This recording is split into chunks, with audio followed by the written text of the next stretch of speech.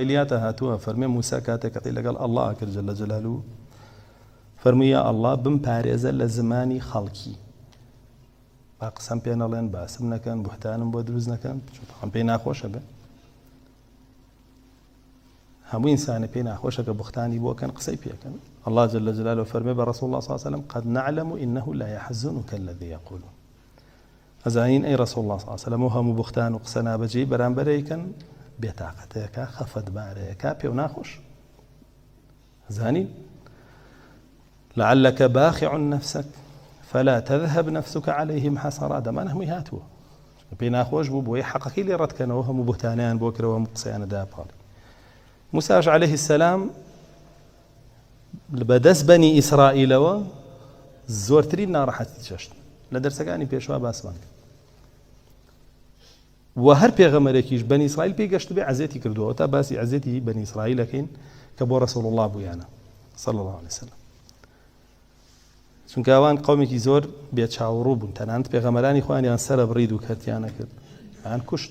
زەکەریا یاحیا زۆری تر جا بۆیە فەرمێ الله جل جلاله بە موسای فەرموو ئەی موسا ئەوەم بۆ خۆم نەکردووە چۆن بۆ تۆی بکەم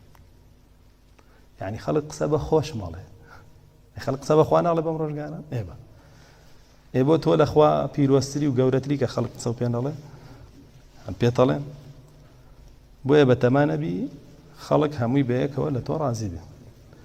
ئیمامی شافعیە فەرمێ رضا الناس غاية لا تدرك ورضا الرب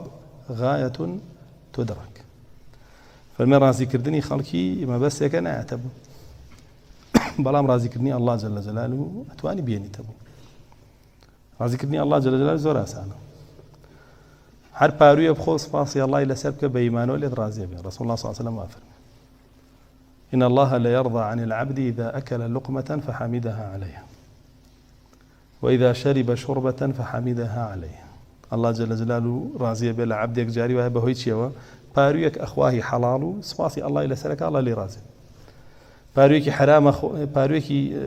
قم آوي پاک أخواته سازگار تونيتي أشكينه سپاسی الله لسرك الله جل جلاله لي راضي به وباروي حرام لي راضي نابه وباقل لسكت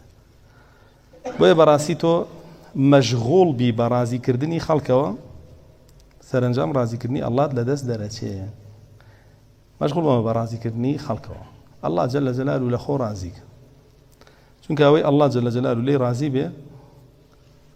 هەرچی کەسێکی باشیش هەیە لەسەر زەوی لێی ڕازیە بێ رسول الله صلى الله عليه وسلم فرمى من ابتغى رضا الله بسخط الناس رضي الله عنه وأرضى الناس عنه فرمى كسي هول بدا الله جل جلاله رازي بك با خلقي جرقي لي هلقري ورازينا بلي وتورا بلي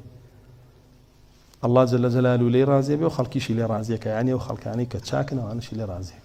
بلا ما يقر عكسي كيتو من ابتغى رضا الناس بسخط الله سخط الله عنه واسخط الناس عنه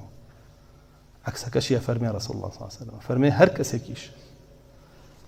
خوات ربك بۆ ڕازیکردنی خەڵک یعنی هەوڵ با خەڵک ڕازی بکە لەسەر حسابی الله جل جلاله فەرمی الله جل جلاله لێی تووڕا بێ و خەڵکیشی لێ تووڕاکە بە ئینسانە بێ ئاگاداری خۆی بێ